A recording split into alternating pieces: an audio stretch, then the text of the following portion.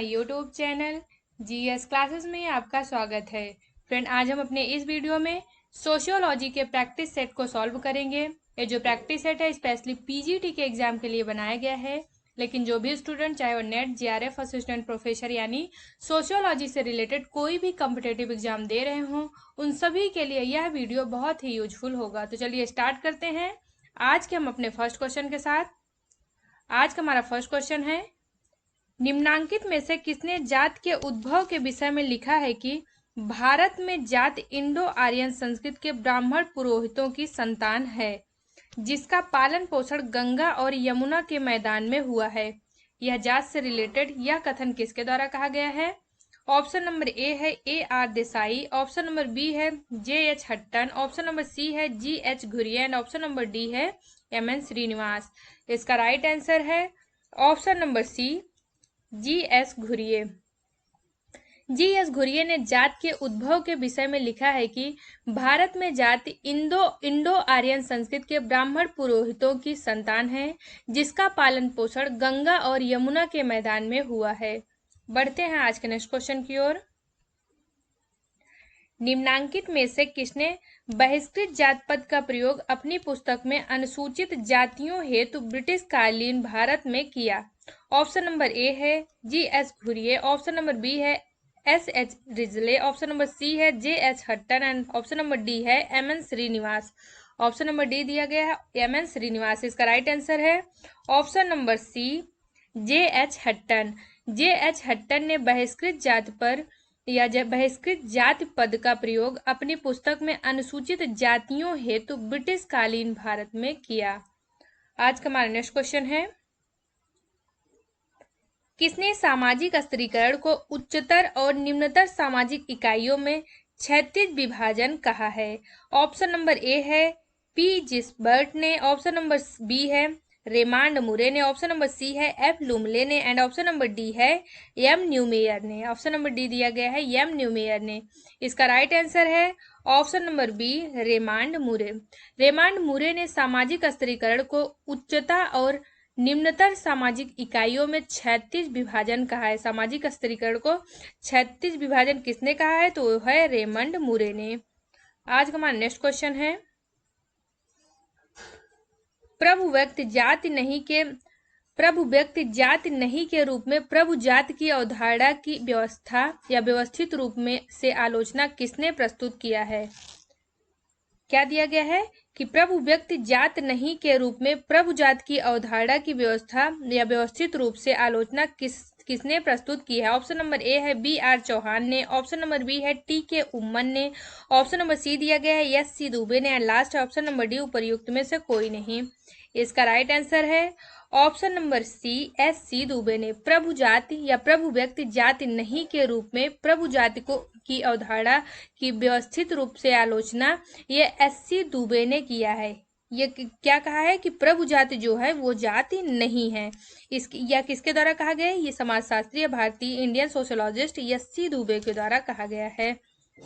आज का हमारा नेक्स्ट क्वेश्चन है, भारत के जौनसार बावर की खस जनजाति में किस प्रकार के विवाह की पद्धति प्रचलित है? खस जनजाति या फिर खासी जनजाति, दोनों भी इसको बोल सकते हैं। एक विवाह, ऑप्शन नंबर ए है एक विवाह, ऑप्शन नंबर बी दिया गया है बहु विवाह, ऑप्शन नंबर सी है बहुपत विवाह एंड ऑप्शन नंबर डी है बहुपत्नी विवाह।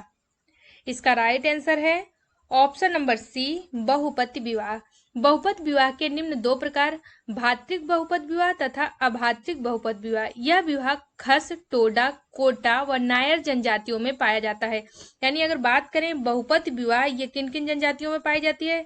खस जनजाति, टोडा जनजाति, कोटा जनजाति व नायर। केरल की जो नायर जनजाति हैं, इन जनजातियों में बहुपत विवाह प्रचलित है। आज का हमारा नेक्स्ट क्वेश्चन है, रेंटियर वर्ग की अवधारणा किसने दी है? ऑप्शन नंबर ए है कार्ल मार्क्स ने, ऑप्शन नंबर बी है वेवलन ने, ऑप्शन नंबर सी दिया गया है स्पेंसर ने and last option number D Pareto ने।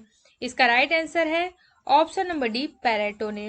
रेंटियर वर्ग और सट्टेबाज की अवधारणा, रेंटियर वर्ग और सट्टेबाज की जो अवधारणा है वो पैरेटो के द्वारा दिया गया है। किसके द्वारा? पैरेटो के द्वारा दिया गया है। आज का हमारा नेक्स्ट क्वेश्चन है, निम्नलिखित में से किसने जाति को एक बंद वर्ग के रूप में परिभाषित या के रूप में वर्णित किया है? ऑप्शन नंबर ए है R K Mukherjee, option number B है DP Mukherjee, option number C दिया गया है डीएन मजूमदार एंड लास्ट है option number D A R Desai. इसका राइट आंसर है option number C DN Majumdar. DN Majumdar ने कहा है कि जाति एक बंद वर्ग है। इसका अर्थ है कि भारतीय जाति व्यवस्था में जाति बदलना या अन्य जाति में शामिल होना संभव नहीं है। यह एक बंद वर्ग के समान है जिसमें बाहर निकलना व शामिल होना असंभव है। यानी जो जाति है वो जन्म पर आधारित होता है, इसमें आजीवन इससे बाहर नहीं निकला जा सकता, या फिर आजीवन अगर आप चाहें किसी दूसरे जाति का सदस्य हो जाएं तो यह भी आप नहीं कर सकते हैं। इसलिए डीएन मजूमदार के द्वारा कहा गया है कि जाति व्यवस्था जो है वह एक बंद वर्ग है। बंद वर्ग मतलब समाज में जैसे एक जात से दूसरे जात में नहीं स्थानांतरण किया जा सकता, इसीलिए इसे बंद वर्ग की संज्ञा दी गई है। किसके द्वारा दी गई है? समाजशास्त्री डीएन मजूमदार के द्वारा। आज का हमारा नेक्स्ट क्वेश्चन है, सामाजिक स्तरीकरण का आधार किसे माना जाता है? ऑप्शन नंबर ए है वर्ड, ऑप्शन नंबर बी है जाति, ऑप्शन नंबर सी है शक्ति एंड लास्ट है ऑप्शन नंबर डी उपर्युक्त सभी। इसका राइट आंसर है ऑप्शन नंबर डी उपर्युक्त सभी। सामाजिक स्तरीकरण का आधार वर्ग, वर्ण, जाति एवं शक्ति इन सभी के आधार पर माना जाता है। सामाजिक स्तरीकरण उसे कहते हैं जब समाज में व्याप्त सामाजिक भिन्नता, जो सामाजिक विभिन्नता होती है उसमें उच्चता व निम्नता का स्तर जो है, या उसमें उच्चता व निम्नता का भाव जब व्याप्त हो जाता है तो वह स्थिति सामाजिक स्तरीकरण कहलाती है। यानी सामाजिक स्तरीकरण में क्या होना चाहिए? सामाजिक विभेदीकरण और साथ में सामाजिक विभेदीकरण के साथ साथ उच्चता व निम्नता का भाव, उच्चता प्लस निम्नता का भाव होना चाहिए, निम्नता का भाव होना चाहिए।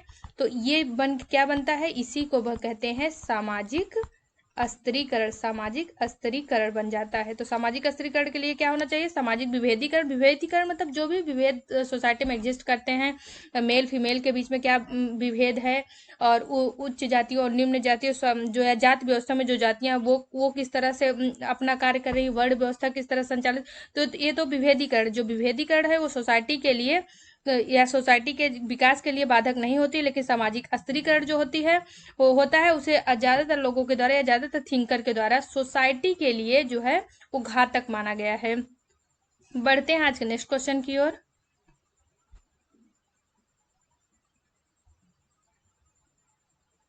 सामाजिक स्तरीकरण के 4 स्वरूप दास प्रथा, जागीरें, जातियां व सामाजिक वर्ग ये किसने वर्गीकृत किया है? ऑप्शन नंबर ए है जॉनसन ने, ऑप्शन नंबर बी है बोटोमोर ने, ऑप्शन नंबर सी दिया गया है पार्सन्स ने, लास्ट है ऑप्शन नंबर डी समनर ने।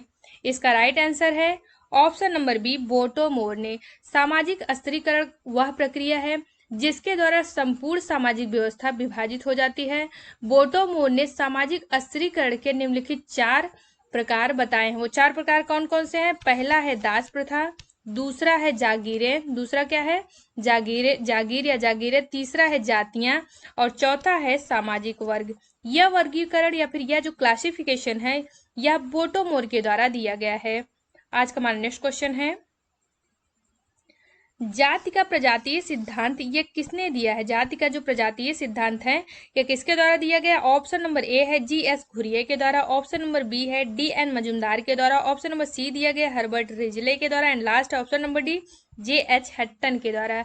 इसका राइट आंसर है option number C Herbert Risley के द्वारा। जाति के प्रजातीय सिद्धांत के प्रतिपादक हर्बर्ट रिजले हैं। इस सिद्धांत के अनुसार संस्कृतियों के संघर्ष तथा प्रजातियों के संपर्क से भारत में जाति के निर्माण की प्रक्रिया संभव हुई है। जब 2 समूह एक ही प्रजाति के तथा एक ही रंग आदि के होते हैं तो इनमें पूर्ण सम्मिश्रण हो जाता है, लेकिन अलग रंग या अलग जो प्रजाति के होते हैं तो ये बेमेल हो जाते हैं। यानी जाति का जो प्रजातीय सिद्धांत है वो समाजशास्त्री हर्बर्ट रिजले के द्वारा प्रतिपादित किया गया। ये मोस्ट इंपॉर्टेंट क्वेश्चन है और रिपीटेड क्वेश्चन है, बहुत बार पूछा गया है। आज का हमारा नेक्स्ट क्वेश्चन है,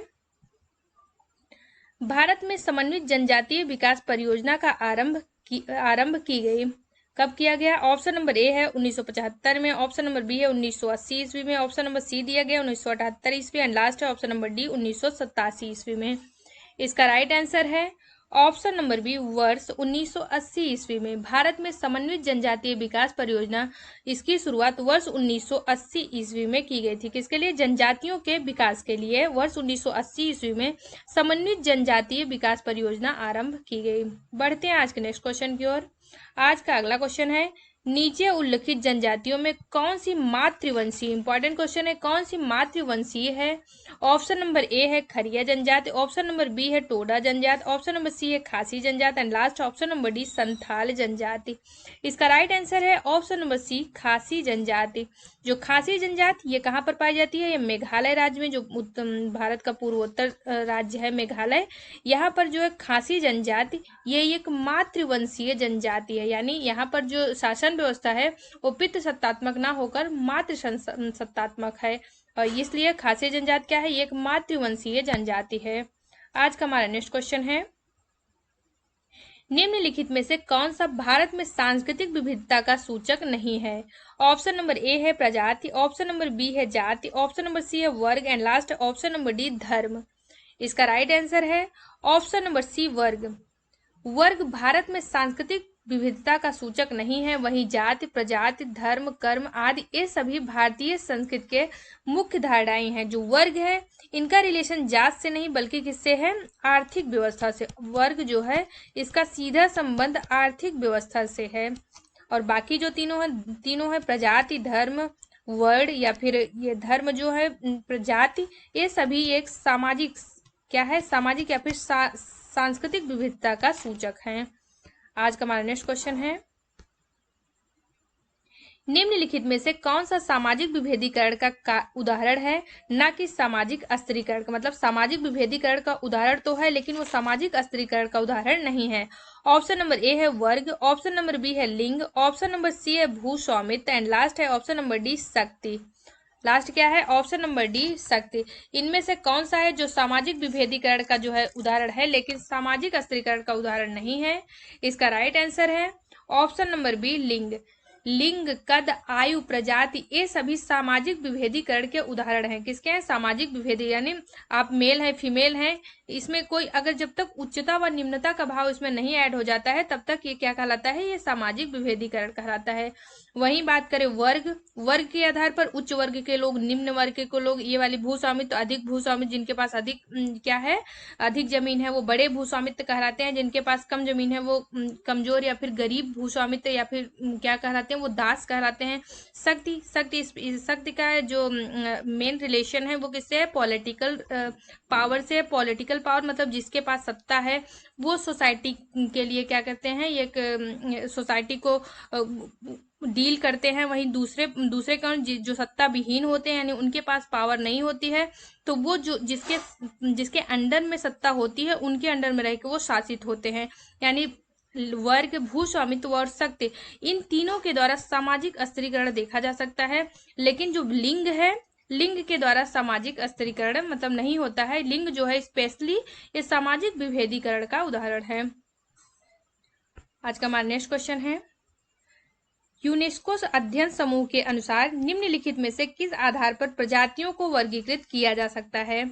ऑप्शन नंबर ए है प्रजाति की शुद्धता, ऑप्शन नंबर बी है शारीरिक विषमताएं, ऑप्शन नंबर सी है बौद्धिक हीनता एंड लास्ट है ऑप्शन नंबर डी बौद्धिक उच्चता। इसका राइट आंसर है ऑप्शन नंबर बी शारीरिक विषमताएं। यूनेस्को अध्ययन समूह के अनुसार शारीरिक विषमताओं के आधार पर प्रजातियों को वर्गीकृत किया जा सकता है। शारीरिक विशेषताएं मतलब ऐसे जो प्रजातियां उनका पढ़ते होंगे कि हाँ इनका जो है सर चौड़ा होता है, मुंह मतलब जो मुंह होता है छोटा होता है, कद छोटा होता है, बाल घुंघराले होते हैं, ये सब जो विशेषताएं हैं, जो प्रजातियों की विशेषताएं बताई गई हैं वो है शारीरिक विशेषताएं। और यह किसके अनुसार बताया गया? यह यूनेस्को के द्वारा बताया गया है। आज का हमारा नेक्स्ट क्वेश्चन है,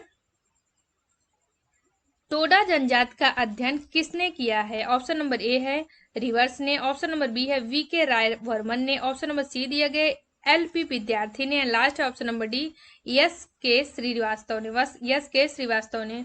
इसका राइट आंसर है ऑप्शन नंबर ए रिवर्स ने। टोडा जनजाति का अध्ययन यह रिवर्स के द्वारा किया गया है। टोडा जनजातियां स्पेशली कहाँ पर निवास करती हैं? यह तमिलनाडु के तमिलनाडु के नीलगिरी पर्वत पर टोडा जनजातियां निवास करती हैं। और जो टोडा जनजातियां हैं ये यहाँ पर बहुपति विवाह प्रचलित है। कौन सा विवाह? बहुपति विवाह टोडा जनजातियों में प्रचलित है। आज का हमारा नेक्स्ट क्वेश्चन है,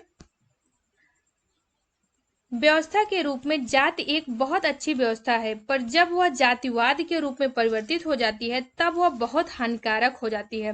टिप्पणी कीजिए। ऑप्शन नंबर ए है पूर्णतया गलत, ऑप्शन नंबर बी है पूर्णतया सही, ऑप्शन नंबर सी दिया गया अंशतः सही, एंड लास्ट है ऑप्शन नंबर डी तीनों में से कोई नहीं। लास्ट ऑप्शन नंबर डी क्या है? तीनों में से कोई नहीं। इसका राइट आंसर है ऑप्शन नंबर बी पूर्णतया सही है। व्यवस्था के रूप में जाति एक बहुत अच्छी व्यवस्था है, पर जब वह जातिवाद के रूप में परिवर्तित हो जाती है तब वह बहुत हानिकारक हो जाती है, क्योंकि जातिवाद ये राष्ट्रीय एकता और अखंडता को बाधित करता है। इसलिए जो जातिवाद है इसे सोसाइटी के लिए क्या माना जाता है? एक बाधक के रूप में माना जाता है, या सामाजिक विकास में बाधक के रूप में माना जाता है। आज का हमारा नेक्स्ट क्वेश्चन है, सामाजिक स्त्रीकरण का अर्थ है कि समाज का, ऑप्शन नंबर ए है पेशेगत विभाजन, ऑप्शन नंबर बी है भाषागत विभाजन, ऑप्शन नंबर सी दिया गया है सामाजिक स्थिति के अनुसार विभाजन, और लास्ट है ऑप्शन नंबर डी क्षेत्रीय विभाजन। इसका राइट आंसर है ऑप्शन नंबर सी सामाजिक स्थिति के अनुसार विभाजन। सामाजिक स्त्रीकरण का अर्थ है कि समाज का सामाजिक स्थिति के अनुसार विभाजन। इसका प्रमुख तत्व श्रेणीबद्ध संस्करण जैसे जाति व्यवस्था, वर्ग व्यवस्था, यानी जो जाति व्यवस्था है, जाति व्यवस्था में सबसे निम्न में कौन से हैं? शूद्र, वैश्य, क्षत्रिय व ब्राह्मण। इस तरह का जो स्त्रीकरण है इसे क्या कहा? क्योंकि यहाँ पे उच्चता व निम्नता या फिर पवित्र अपवित्रता के भाव पर यह स्त्रीकरण हुआ है, इसलिए समाज के द्वारा किया गया यह स्त्रीकरण क्या कहलाता है? सामाजिक स्त्रीकरण कहलाता है, जो कि जाति से रिलेटेड है। वहीं अगर वर्ग की बात करें तो वर्ग में यह है पूंजीपति वर्ग है और यह है श्रमिक वर्ग। जो श्रमिक वर्ग है पायदान पर या फिर बॉटम में पाए जाते हैं। जो पूंजीपति वर्ग है इनके द्वारा ये शासक वर्ग कहे जाते हैं और इनके द्वारा पूरी सोसाइटी को शासित किया जाता है। तो यह भी सामाजिक स्त्रीकरण का एक अच्छा उदाहरण है, क्योंकि पूंजी जो वर्ग व्यवस्था है इसमें भी जो क्या है स्त्रीकरण है ये उच्चता व निम्नता के आधार पर हुआ। यानी पूंजीपति जो है सोसाइटी के लिए अच्छे हैं, वहीं जो नीचे वाले श्रमिक वर्ग हैं इन्हें सोसाइटी के लिए एक भार के रूप में बताया गया है। इसलिए जो वर्ग व्यवस्था है वो भी सोसाइटी के लिए क्या है, या वो भी समाज के लिए एक सामाजिक स्त्रीकरण का अच्छा उदाहरण है। बढ़ते हैं आज के नेक्स्ट क्वेश्चन की ओर। जाति व्यवस्था की रीढ़ की हड्डी है। जाति व्यवस्था की रीढ़ की हड्डी क्या है? ऑप्शन नंबर ए है अंतर्विवाह, ऑप्शन नंबर बी है व्यवस्था का निर्धारण जन्म से, ऑप्शन नंबर सी है अस्पृश्यता, एंड लास्ट है ऑप्शन नंबर डी सामाजिक स्थिति का निर्धारण। इसका राइट आंसर है ऑप्शन नंबर बी व्यवस्था का निर्धारण जन्म से। जाति व्यवस्था का निर्धारण जन्म से होता है। एक व्यक्ति जिस जाति में जन्म लेता है वह आजीवन उसी जाति का होकर रह जाता है। ये जो व्यवस्था है उसे जाति व्यवस्था की रीढ़ की हड्डी कहा जाता है। किसे? जो जाति व्यवस्था का निर्धारण जन्म से होता है, इसी प्रोसेस को जाति व्यवस्था के लिए रीढ़ की हड्डी कहा जाता है। आज का हमारा नेक्स्ट क्वेश्चन है, पारंपरिक जजमानी व्यवस्था में भुगतान का जो प्रारूप सेवा अर्पित करने वाले व्यक्तियों को दिया जाता था। ऑप्शन नंबर ए है नगद भुगतान, ऑप्शन नंबर बी है अन्य राशि का भुगतान, ऑप्शन नंबर सी है नगद और वस्तु सेवाओं दोनों, नगद और वस्तुएं दोनों, एंड लास्ट है ऑप्शन नंबर डी ना तो नगद ना ही वस्तुएं। तो फ्रेंड, जैसा कि आप लोग को पता ही है कि ये वाला जो क्वेश्चन है वो पिछले वीडियो में एज ए क्वेश्चन के फॉर्म में पूछा गया था और ज्यादातर स्टूडेंट के द्वारा इसका राइट आंसर दिया गया है। तो चलिए देख लेते हैं कि इस क्वेश्चन का राइट आंसर क्या होगा। इसका राइट आंसर होगा ऑप्शन नंबर सी नगद और वस्तुएं दोनों, यानी पारंपरिक जजमानी व्यवस्था में भुगतान का प्रारूप सेवा अर्पित करने वाले व्यक्तियों को नगद और वस्तुएं दोनों दिया जाता है। इसलिए क्वेश्चन का राइट आंसर होगा ऑप्शन नंबर सी। आज का हमारा नेक्स्ट क्वेश्चन है, जाति की परिभाषा है। ऑप्शन नंबर ए है जाति एक बंद वर्ग है, ऑप्शन नंबर बी है जाति एक अंतर्विवाही समूह है, ऑप्शन नंबर सी है जाति एक बहिर्विवाही समूह है, एंड लास्ट है ऑप्शन नंबर डी जाति एक भूभागीय समूह है। फ्रेंड, जैसा कि आप लोग को पता है कि जो लास्ट वाला क्वेश्चन होता है वो एज ए क्वेश्चन के फॉर्म में होता है, यानी इसका राइट आंसर आप लोग को कमेंट बॉक्स में कमेंट करके बताना है कि इस क्वेश्चन का राइट आंसर क्या होगा। तो फ्रेंड, अगर आपको हमारा वीडियो अच्छा लगा हो तो प्लीज हमारे वीडियो को लाइक करें, और अगर आप हमारे चैनल पर फर्स्ट टाइम विजिट कर रहे हो तो हमारे चैनल को सब्सक्राइब करें तथा बेल आइकन को जरूर प्रेस करें ताकि हमारे आने वाले वीडियो का नोटिफिकेशन आपको सबसे पहले मिल सके। Thank you for watching my video.